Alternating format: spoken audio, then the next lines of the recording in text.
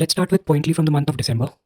Now, Shivluch volcano. Now, scientists expect the Shivluch volcano in Russia's far eastern Kamchatka Peninsula may be gearing up for its first eruption in 15 years. It is one of the largest and most active volcanoes in Kamchatka Peninsula in Russia. It has erupted at least 60 times in the past 10,000 years. It has two main parts, Old Shivluch, that is 3,283 meters, and Young Shivluch, which is 2,800 meters. Now, this is the peninsula that we were talking about, the Kamchatka Peninsula, and here lies the volcano. Now, Pechora Lake, Lifebuoy Lake, Two Youths Lake, Olive Back Lake, Lake Koch, Utak Peatland surrounds the region. On the east lies the Bering Sea. On the west is the Sea of Vostok. On the top is the Gulf of Shaikova, and Commander Islands form the trail that leads up to Bering Sea. Now moving on to Kamchatka Peninsula. Kamchatka Peninsula is a peninsula in Russia's far east region. The Pacific Ocean and Sea of Vostok make up the peninsula's eastern and western coastlines, respectively. So Bering Sea and Pacific Ocean and Sea of Vostok makes up for the shorelines. The peninsula has a high density of volcanoes, with 29 active volcanoes being included in the UNESCO's World Heritage List sites in the volcanoes of Kamchatka group. The peninsula is part of a vast belt, ring of fires, which circles the Pacific Ocean and is prone to eruptions and frequent earthquakes. Now moving on to Sumeru volcano. Sumeru volcano has erupted in Indonesia's eastern Java Islands. The volcano is also known as Mahameru, meaning the Great Mountain in Sanskrit. It is located in a subduction zone where the Indo-Australian plates subduct under the Eurasian plate. It is the highest mountain on the island of Java. Indonesia is prone to seismic upheaval due to the location on Pacific Ring of Fire. Now, Mount Sumeru's location would be on Java, below Java Sea, and on the Java Island.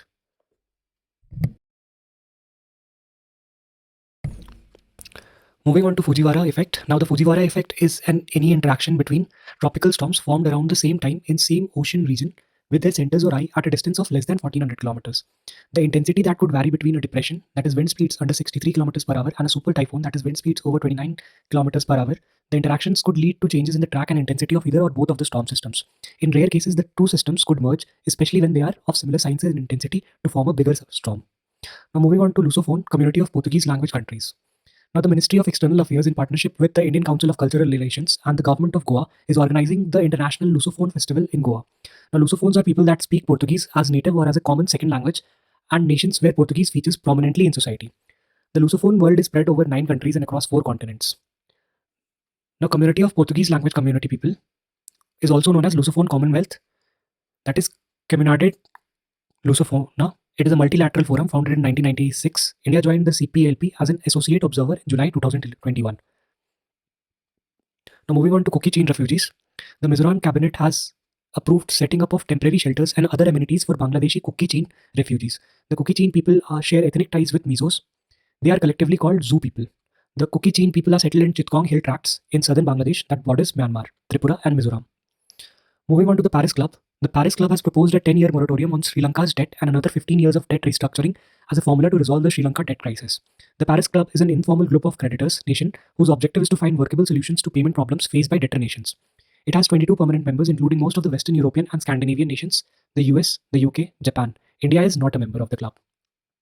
Now moving on to Global Partnership on Artificial Intelligence. It was launched in 2020. It consists of 25 member countries, including India, among the founding members, the US, the UK, European Union, Australia, and Canada, among others. Its aim is to bridge the gap between theory and practice on AI by supporting cutting-edge research on AI. Now moving on to Indo-Pacific Regional Dialogue. IPDR is an apex-level international conference held of the Indian Navy. It is organized by the National Maritime Foundation, that is NMF. NMF was established in 2005. It is the nation's sole maritime think tank that concentrates on India's maritime interests. Now, IPRD is an annual international conference. The theme of 2022 was operationalizing the Indo-Pacific Ocean Initiative. Now, moving on to Indo-Pacific Ocean Initiative. The Indo-Pacific Ocean Initiative was articulated by the Indian Prime Minister at the 14th East Asia Summit in 2019. It is a comprehensive and inclusive construct of regional cooperations that is focused on 7 international pillars, that is maritime security, maritime ecology, maritime resources, disaster risk reduction and management, trade connectivity and maritime transport, capacity building and resource sharing, science and technology, and academic cooperation. Now moving on to exercise Kazind. The 6th edition of India-Kazakhstan joint training exercise Kazind 22 was held at Umroi, that is in Meghalaya. It is an annual bilateral military exercise. It was instituted in 2016 as Exercise Prabal Dostik, which was later upgraded to a company level exercise and renamed as Exercise Kazind in 2018. Now moving on to exercise Malabar. The 26th edition of Multinational Maritime Exercise Malabar culminated in the Sea of Japan. This edition marked the 30th anniversary of the exercise. Exercise Malabar began in 1992 as a bilateral exercise featuring the maritime forces of US and India. Japan and India recently joined in 2014 and 20 respectively. So Australia joined in 2020 and Japan joined it in 2014. Moving on to Exercise Agni Warriors. Now, Exercise Agni Warrior is a bilateral exercise between Singapore and Indian Army. Other exercises between India and Singapore are SIMPEX, that is a naval exercise between the India and Singaporean naval, and SITMEX, that is an annual maritime exercise between India, Singapore, and Thailand. Moving on to Exercise Ostra Hind. Now, it is a bilateral training exercise between India and Australian Army. Agni 3 missile is an intermediate range ballistic missile developed by DRDO. It was first tested in 2006 but didn't yield the results then. It has a strike range of over 3,000 kilometers and is capable of carrying both conventional and nuclear warheads. Now, Agni 5 missile is a long-range surface-to-surface nuclear-capable ballistic missile developed by DRDO. It is a 3-stage solid-fueled engine. It is a fire-and-forget missile, which cannot be stopped without an interceptor missile. It can strike target at ranges of 5,000 to 5,500 kilometers. Now, moving on to kilonova or macronova. Now, a kilonova is a transient astronomical event that occurs in compact binary systems when two neutron stars or neutron stars in a black hole merge. Traditionally, kilonova has been associated with short gamma ray bursts. Now, gamma ray bursts are extremely bright, high-energy short gamma ray radiations which get released when massive stars collapse or die in universe. Bursts can last from 10 milliseconds to several hours. The energy associated with gamma ray bursts is many-fold larger than what sun can emit in its entire lifetime. Now, short gamma rays, when a pair of binary compact system, either two black holes in celestial bodies or neutron stars, rotate in spiral fashion for billions of years, they ultimately merge, leading to release of short gamma ray bursts. These emissions last for less than 2 seconds. Now, long gamma ray bursts, when very massive stars die, the event results in the release of long gamma ray bursts, and the associated gamma radiations last for more than 2 seconds or longer. Now, moving on to aeronomy. The term aeronomy was coined and introduced about 60 years ago. It refers to the scientific study of upper atmospheric region of Earth and other solar system bodies. It covers the chemistry, dynamics, and energy balance of both neutral and charged particles.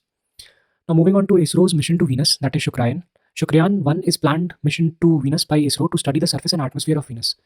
The mission is expected to be launched in 2024. The mission would include an orbiter and an atmospheric balloon probe. Now, moving on to meteor showers. Meteors are bits of rocks and ice ejected from comets as they move in their orbit about the sun. A meteor shower occurs when Earth passes through a trail of debris left by a comet or asteroid. Approximately 30 meteor showers occur each year that are visible to observers on Earth. Some of these showers have been around longer than 100 years. Now, moving on to Geminid meteor shower. Geminids are one of the best and most reliable annual meteor showers. Geminid meteor showers comes from constellation Gemini, from whose location in the sky meteor shower appears to originate. The Geminids are unique because unlike most meteor showers, they originate not from a comet but from an asteroid, the 3200 Pantheon. The 3200 Pantheon is named after the Greek mythology character Pantheon, son of sun god Helios. It takes 1.4 years to complete one round of the sun. Now, moving on to Hakuto R mission, the Japanese space startup ISPAC Incorporate has launched its own private lander M1 to the moon under the Hakuto R mission from SpaceX Falcon 9 rocket. The Hakuto R is Japan's first ever lunar mission and is first of its kind by a private company. The M1 lander will deploy two robotic rovers. One of the rovers is four-wheeled Rashid Explorer, made by United Arab Emirates. Now, moving on to Agnikul Launchpad facility, Chennai-based tech startup Agnikul Cosmos inaugurated India's first private space vehicle launchpad at Satish Dhawan Space Center in Sriharikota. It has been designed and will be fully operated by Agnikul Cosmos. The facility has two parts, the Agnikul Launchpad and the Agnikul Mission Control Center. Agnikul is planning to launch Agniban rockets from this launchpad. Now, moving on to Agniban rockets. Agniban is a two-stage launch vehicle that is capable of taking payloads of up to 100 kilograms to low Earth orbit around 700 kilometers from the surface of the Earth. Now, the Agniban rocket will be powered by the company 3D printed Agnilet engines. Now, Agnilet is the world's first single-piece 3D printed rocket engine fully designed and manufactured in India. It is a semi-cryogenic engine that uses a mixture of liquid kerosene and super-cooled liquid oxygen to propel itself. Now, moving on to International Electrotechnical Commission. India has won the Vice Presidency of International Electrotechnical Commission and the Chair of the Strategic Management Board for the term of 2023-25. IEC was founded in 1906. It is the world's leading organization for preparation and publication of international standards for all electrical, electronic, and related technologies, collectively known as electrotechnology. Now, moving on to blue bugging, it is a form of hacking that lets attackers access a device through its discoverable Bluetooth connection. Once a device or phone is blue bugged, a hacker can listen to the calls, read and send messages, and steal and modify contacts. It can threat laptops, mobile phones, and other devices with Bluetooth capabilities. Now, hackers can access devices with Bluetooth settings in discoverable mode within a 10-meter radius. Moving on to the Incovac vaccine, the Central Drug Standard Control Organization has approved the world's first intranasal vaccine for COVID named Incovac. The approval has been provided for restricted use in emergency situations in age group of 18 and above. It is a recombinant replication deficient adenovirus vectored vaccine with a perfusion stabilized spike protein. It has been developed by Bharat Biotech International Limited.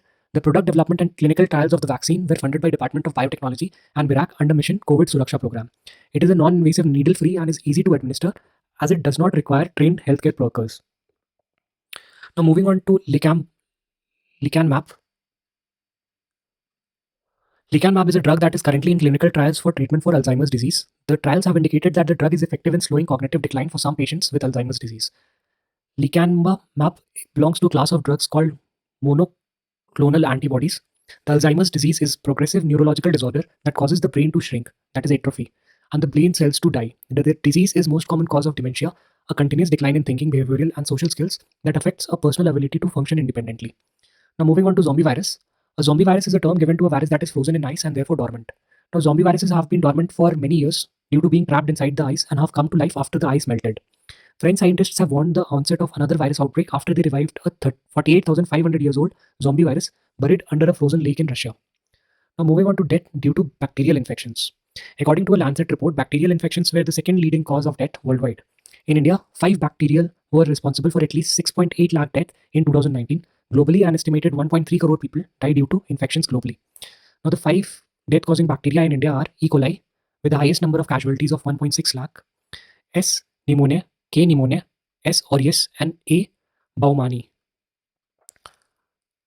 Now, moving on to Just Energy Partnership. It is an initiative of G7 nations. The partnership is aimed at helping large developing economies to move away from coal in their electricity systems and achieve the Paris climate goals. Now, South Africa has assigned a JETP at COP26. Now, South Africa has been promised to finance worth 8.5 billion in the first phase through mechanisms such as grants, loan, and investments to meet its nationally determined contribution goals.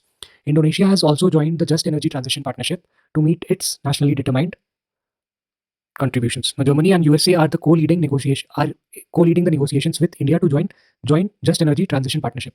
India has refused to put coal phase out on the negotiation table and wants to design its own transition plan. Now moving on to Global Shield Against Climate Risk. The Global Shield Against Climate Risk has been launched in COP27 Egypt. It is a joint initiative of G7 and V20, that is Vulnerable 20. Vulnerable 20 is a dedicated cooperation initiative of countries systematically vulnerable to climate change. It was established in 2015 in Lima, Peru. The initiative will provide pre-arranged financial supports designed to be quickly deployed during climate disasters. It is envisioned as a social protection and insurance-based finance mechanism for loss and damage outside the UNFCCC process. Now moving on to the Green Voyage 2050 project. The Green Voyage 2050 project is a partnership between Government of Norway and International Maritime Organization launched in May 2019. Its aim is to transform the shipping industry towards a low-carbon future. India is cooperating with Norway as part of its Green Voyage 2050 project. India is a signatory to Hong Kong Convention for Recycling of Ships. Now moving on to Wildlife Justice Commission. The Wildlife Justice Commission was set up in 2015. It is an independent, not-for-profit organization operating globally to disrupt and help dismantle organized transnational criminal networks trading in wildlife, timber, and fish. It is headquartered at The Hague, Netherlands. Moving on to Kangar Valley National Park, around 200 bird species were documented during the Kangar Valley Bird Survey in state's first ever systematic interstate bird survey. Now, Kangar Valley National Park is located in Chhattisgarh. The name Kangar Ghati National Park is derived from Kangar River, which flows through it. Now, Kangar Valley National Park is mixed humid deciduous type of forest, which is sal, saugaun, teak, and bamboo trees are available in abundance. Now, moving on to Changtang Wildlife Sanctuary. It is located in Changtang Plateau in Ladakh. It has some of the highest altitude lakes, including Somorori. It is also believed to include the world's highest village, that is Krok Village, which draws tourists to the Krok Monastery. It is famous for being the home of snow leopards, the Tibetan wolf, wild yak, baral, brown bear, marmot, Tibetan wild ass, and dark-necked crane are also found in the sanctuary. India's Dark Sky Reserve, located in Hanle, will be part of the Changtang Wildlife Sanctuary. Now, the location is close to the Pangyong Lake region and China border. We have Hemis National Park between Changtang and Kishtawar, along with Tanchingam. Now moving on to Dalberiga Siso. It is commonly known as North Indian rosewood or shisham. It is a fast-growing, hardy deciduous rosewood tree native to Indian subcontinent and southern Iran. It is native to the foothills of Himalaya and is used as firewood, timber, poles, post, tool handles, fodder, erosion control, and as a windbreak. Oil is extracted from the seeds and tannin from the bark. It is included in Appendix 2 of CITES, thereby requiring countries to follow CITES regulation for trade of the species. India and other countries have asked for its delisting from CITES Appendix 2. Now moving on to Coastal Red Sand Dunes Geoheritage Site. Now, geologists have urged the Andhra Pradesh government to protect the site of coastal red sand dunes of Visakhapatnam, Andhra Pradesh.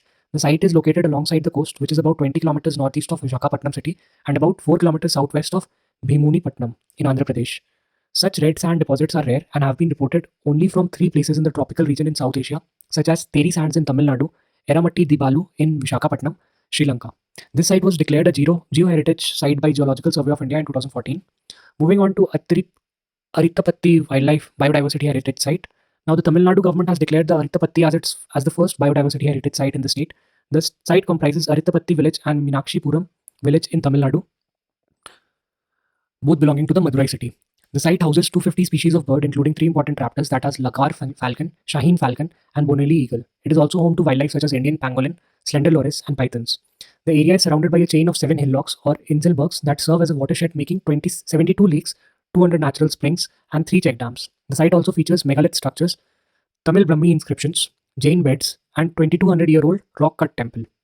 Moving on to biodiversity heritage sites, these are considered as unique and fragile ecosystems that can be marine, coastal, and inland waters or terrestrial ecosystems. The criteria include richness of wild as well as domesticated species, high endemism, presence of rare and threatened species, keystone species, species of evolutionary significance, wild ancestors of domestic or cultivated species or their varieties, past preeminence of biological components represented by fossil beds, and having significant cultural, ethical, or aesthetic values. Under Section 37 of Biological Diversity Act of 2002, the state government, in consultation with local bodies, may notify areas of biodiversity importance as biodiversity heritage sites. Now, moving on to Great Knot Shorebird. The Great Knot from Russia has been found in Kerala's coast, flying 9,000 kilometers during the journey. Many juvenile great knots have been tagged with Moskva ring in Kamchatka Peninsula in eastern Russia. Now, Great Knot is a small warder or shorebird. It is an international migratory wading bird that travels vast distance between northern hemisphere breeding grounds and southern hemisphere summer feeding grounds. Its IUCN status is endangered. Now, moving on to wren blabber. A new species of wren blabber has been discovered in remote northeast Arunachal Pradesh. It has been named as Lisu warren blabber after Lisu community of Arunachal Pradesh.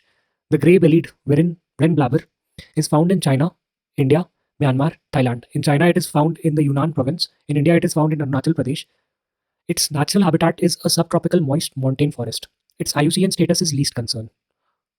Now, moving on to black corals. Now, black corals are also known as Antipatarians or thorn corals. They are an order of soft, deep water corals. They can be recognized by their jet black or dark brown chitin skeletons surrounded by polyps, part of coral that is alive. Now, black corals can be found growing both in shallow waters and down to a depth of 8,000 meters, that is 26,000 feet. And some individual corals can live for over 4,000 years. Now, black corals reproduce both sexually and asexually throughout the lifetime. Black corals act as an important habitat where fish and invertebrate feed and hide from predators. Moving on to sea cucumbers. Now, the COP19 of CITES has accepted a proposal to include sea cucumbers in Appendix 2 of the convention. They are marine invertebrates that live on the seafloor, that is in the benthic region. They are part of echinoderms, which also include starfish and sea urchins. They are found in virtually all marine environments, from shallow to deep sea environments. Sea cucumbers are an integral part of coral ecosystems as they act like garbage collectors of the ocean world, recycling nutrients that are essential for survival of the coral reefs. They are treated as an endangered species listed under Schedule 1 of the Wildlife Protection Act of 1972. Now, moving on to Himalayan yak as a food animal. The Himalayan yak has been accepted as a food animal by the scientific panel of FSSAI, that is Food Safety and Standards Authority of India. Himalayan yak is a species of long-haired domesticated cattle. It is found throughout Himalayan region in Arunachal Pradesh, Sikkim, North Bengal, Uttarakhand, Himachal Pradesh, Ladakh, Jammu and Kashmir. Now, wild yak is also found in Tibet. Yak milk is highly nutritious. It is rich in fat and protein and contains many essential minerals deemed to have medicinal value. Yak meat is also considered lean. Now, moving on to GI tag for Kerala's product. Now, 5 products from Kerala that have received GI tag. They are Attapaddi Attukumbu Avara, that is being cultivated in Attapaddi region of Palakkad. Attapaddi Thavaru, that is red grams having seeds with a white coat. Anatukara Illu, that is sesame. And Khanathul Vatavada Veluthuli, that is garlic. Khantur Vatavada areas of Devikulam block panchayat in Idukki. Now, Kodungulur Pottuvilari, that is slap melon grown in Kodungulur and parts of Irenkulam. Now, moving on to Nicobar Hodi. The Andaman and Nicobar Islands has sought GI tag for Nicobar Hodi craft. This is the first application for Union Territory seeking a GI tag for one of its product. It is a traditional craft of Nicobari tribe. It is an outrigger canoe operated in the Nicobar Island. They are made by locals based on inherited traditional knowledge. Its length is typically 12 to 15 times its width. Now, hoodies are used for transporting people and good from one island to another. The Tuhet, a group of families living under headmen, consider hoodie an asset. Hoodie races are held between island and villages. Moving on to Imma market, that is in Manipur. Now, Imma Kethi or Mother Markets is an all-women market in Manipur. It is said to be the largest such shopping complex in Asia. In this market, 3,000 Immas or mothers run the stalls. Items like vegetable, fruits, fish, household groceries, exquisite handlooms, household tools, etc. are sold. Male vendors and shopkeepers are barred. The Imma market is centuries old and has its origin in the Lapu Kapa, an ancient bonded labor system. Under the system, Meithei men had to compulsorily serve some time working in the military and on other civil projects, keeping them away from home. Thus, women were left to manage on their own and they developed the market system. Now, moving on to Divya Kala Mela, it was organized by Ministry of Social Justice and Empowerment at the Kartavya Path in Delhi. Now, its aim is to provide a platform for products and craftsmanship of Divyang artisans and craftsmen from across the country. Such platforms help bring self-reliance to the lives of Divyangjan and provide them with an opportunity to connect with big businessmen. Now, moving on to Meithei script, newspapers in Manipur are working towards replacing the Bengali script that's currently in use. Meithei script or Meithei Maik is an Abugida, that is pseudo-alphabet systems used for Meithei language. According to Sahitya Academy, the history of the script dates back to at least 6th century and was well in use till the 18th century. The use declined with the arrival of missionaries named Shantidas Gosai to Khangeli Park, that is Manipur, and the use of Bengali script became prevalent. The Manipuri language was included in the 8th schedule in 1992, but in Bengali script. An amendment of the Manipur Official Language Act in 2021 mandates the phasing out of Bengali script over the next 10 years. Now, moving on to Singapore Declaration, the 17th Asia and Pacific Regional Meeting of International Labour Organization has adopted the Singapore Declaration. It has been adopted to deal with the issues of dwindling wages of workers, inflation, unemployment. The declaration has given several suggestions such as ensuring labor protection, closing gender gaps, protecting rights of migrant workers, etc. Now, moving on to gaslighting, Merriam-Webster, which is America's oldest dictionary publisher, has chosen gaslighting as its word of the year. Now, the Merriam-Webster dictionary defines gaslighting as a psychological manipulation of a person, usually over an extended period of time, that causes the victim to question the validity of their own thoughts, perception of reality or memories, typically leads to confusion, loss of confidence and self-esteem, uncertainty of one's emotional or mental stability, and a dependency on the perpetrator. Now, gaslighting involves an imbalance of power between the abuser and the person they are gaslighting. Abusers often exploit stereotypes of vulnerabilities related to gender, sexuality, race, nationality, or class. Now, moving on to perennial rice, farmers in China are now growing a perennial rice, that is PR23. It is a variety of long-lived rice that is capable of regrowing season after season without reseeding. Now, PR23 can yield 8 consecutive harvests across 4 years. It is also cheaper since it requires less labor, seeds, and chemical inputs. It has environmental benefits due to reduced use of water. India is the world's second largest producer of rice after China and the largest exporter with 40% share in global trade. Now, moving on to transmission system for integration of over 500 gigawatts renewable energy capacity by 2030. Now, the Union Ministry of Power has launched a plan, transmission system for integration of over 5,000 gigawatts renewable capacity by 2030. The plan entails connecting mega solar power parks and wind power zones with national grid. It also includes the construction of 8,120 circuit kilometers of high voltage direct current transmission corridors. The plan envisages installing battery storage capacity worth 51.5 gigawatts by 2030 to provide round-the-clock power to end consumer. Now, moving on to wet leasing, the Ministry of Civil Aviation has relaxed the rules related to wet leasing of aircrafts. It has allowed the wet leasing for a year as opposed to 6 months permitted so far. Now, wet leasing means renting the plane along with the operating crew and engineers, while dry leasing refers to taking only the aircraft on rent. The technical term for wet leasing is ACMI, which stands for Aircraft, Crew, Maintenance, and Insurance. Now, a lot of planes used by airlines in India are leased and not owned. Leasing planes is preferred in order to avoid massive lump sum payments in buying planes and to quickly increase capacity. Now, moving on to first loss default guarantee. Now, first loss default guarantee is a lending model between a fintech and a regulated entity in which a third party guarantees to compensate up to a certain percentage of the default in loan portfolio of the regulated entity.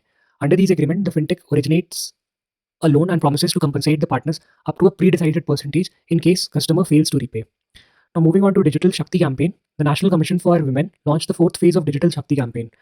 It was launched in 2018. Its aim is to help women across the nation to raise awareness level on the digital front, to build resilience and fight cyber crimes in most effective ways. Through this campaign, over 3 lakh women across India have made aware of the cyber safety tips and tricks, reporting and redressal mechanism, data privacy, and usage of technology for their benefit. Now, moving on to Central Depositories Service India Limited. Now, certain services at CDSL, that is Central Depositories Services Limited, disrupted due to suspected cyber attack. CDSL was founded in 1999. It is a government-registered share depository alongside its state-owned counterpart, National Security Depository Limited. It is a market infrastructure institution that is deemed to as a crucial part of the capital market structure. A depository is an organization which holds securities like shares, debentures, bond, government securities, etc. of the investors. It also provides services related to transactions in securities. Now, a comparison between bank and depository. A bank holds fund in an account. Depository holds securities in an account. Now, banks can transfer funds between accounts on the instruction of account holder. Depositories transfer securities between the accounts on the instruction of account holder. Now, facilitates transfer without having to handle money. Facilitates transfer of ownership without having to handle securities. Facilitates safekeeping of money. Facilitates safekeeping of securities.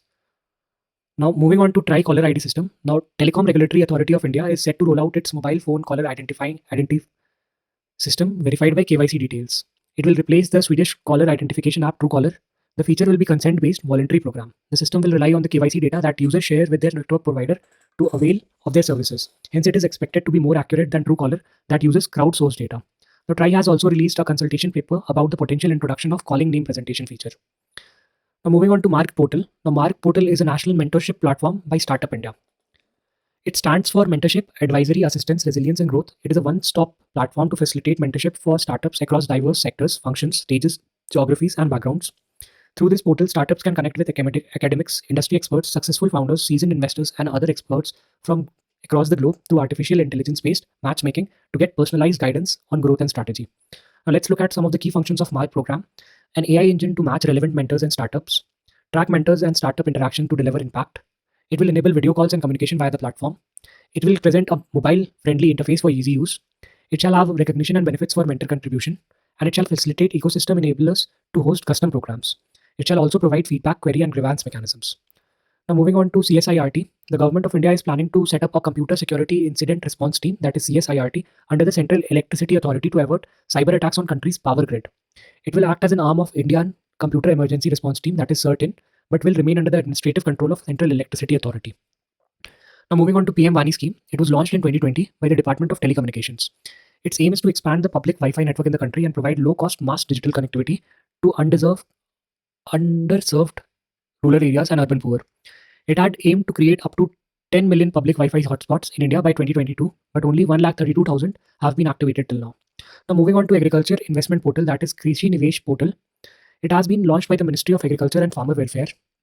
The portal is a one-stop solution for all investors who are looking to invest in India in agriculture and allied sectors. The portal highlights the steps of ease of doing business in India. Its objective is to boost investment in agriculture sector of India. Now, moving on to National Center of Excellence for Green Ports and Shippings. Now, it is an initiative by Ministry of Ports, Shippings and Waterway. Its purpose is to develop a regulatory framework and alternate technology adoption roadmap for green shipping to foster carbon neutrality and circular economy in the shipping sector in India. The Energy and Resources Institute, that is TERI, is the knowledge and implementation partner for this project. Now, moving on to Nai Chetna, the Ministry of Urban Development has launched Nai Chetna Pahal Badlav Ki campaign. It is being implemented in Kerala under the umbrella of Kudam Shri Mission. The campaign has been launched under the Deen Dayal Antyodaya Yojana, National Rural Livelihood Mission. It is a community-led national campaign against gender-based discrimination. This will be an annual campaign focusing on specific gender issues each year. The focus area of campaign this year is gender-based violence, with aim to equip women to recognize and prevent violence and make them aware of their rights. Now, moving on to Ghar, that is Go Home and Reunite portal. It has been launched by the National Commission for Protection of Child's Right, that is NCPCR. It is a portal for restoration and repatriation of children. The portal will digitally track and monitor children who are in juvenile justice system and have to be repatriated to another country, state, or district. It will help in the speedy repatriation of the children.